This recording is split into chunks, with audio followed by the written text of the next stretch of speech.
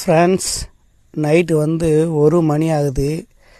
இந்நேரத்துக்கு என் ஃப்ரெண்டை கூட்டிகிட்டு தேன் எடுத்தாடா அப்படின்னு சொல்லிட்டு இந்நேரத்துக்கு கூப்பிட்டு வந்திருக்கேன். என் ஃப்ரெண்டை காலையிலே சொன்னான், ஒரு 6:30 மணிக்கே வா, லைட்டாக இருட்டும் போதே போய் தேன் எடுத்துகிட்டு வந்துடலாம் அப்படின்ட்டு. நான் பெங்களூர் போயிட்டு வரத்துக்கு லேட் ஆயிடுச்சு. அதனால் என் ஃப்ரெண்டை திட்டினே இருந்தான். நேற்றே வரேன்னா ஏமாற்றிட்டேன், இன்றைக்கும் வரமாட்டியா அப்படின்னா. அதுக்கப்புறம் கொஞ்சம் வேலை இருந்தது, ரொம்ப லேட் ஆகிடுச்சு. சரிக்கப்புறம் நான் வீட்டுக்கு வரத்துக்கே வாடகைக்கு போயிட்டு வரத்துக்கு லேட் 11:30 மணி ஆயிடுச்சு. அதுக்கப்புறம் மணி 1 மணி ஆக போகுது. இந்நேரத்துக்கு என் ஃப்ரெண்டு தான் மரத்தில் ஏறி தேன் எடுத்துகிட்டு வந்தான். நல்லா மகரந்தம் இல்லாத சுத்தமாக நல்லா இருக்குது. ஒரு சிலத்தில் பார்த்திங்கன்னா மகரந்தம் அப்படியே கலந்துன்னு வந்துடும். இது நல்லா சுத்தமாக மகரந்தமே இல்லை.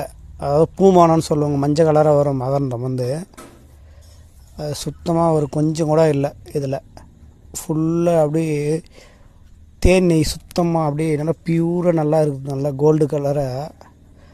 இது புளியா மரத்தில் எடுத்தது. இது நல்லா டேஸ்ட்டாக இருக்கும், நல்லா அப்படியே விளக்கெண்ணெய் மாதிரி நல்லா கெட்டியாக இருக்குது. நைட்டு 1 மணிக்கு ஆக போகுது. வேலைக்கு போனாவது நிம்மதியாக தூங்குகிறோம். ஊருக்கு வந்தால் ஊரை சுற்றி போட்டு லோக்கல் வாடகை ஓட்டிகிட்டு வந்தால் நைட்டில் படுக்கிறதுக்கே பார்த்தீங்கன்னா 3 மணி ஆகிடுது விடிகாலையில்.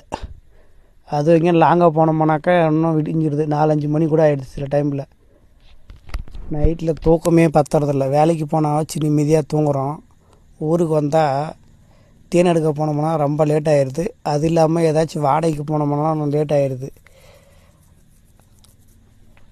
தேன் வேறு நிறைய பேர் கேட்டிருக்காங்க, இன்னும் எடுக்கணும். நாளைக்கு நம்ம ஃப்ரெண்டு வேலை இருக்குன்னு போயிடுறாரா என்னன்னு தெரில. ஏன்னா அவருக்கு சில டைமில் மைண்டு சரியில்லடா, நாளைக்கு போகலான்டா அப்படின்னுடுவார்.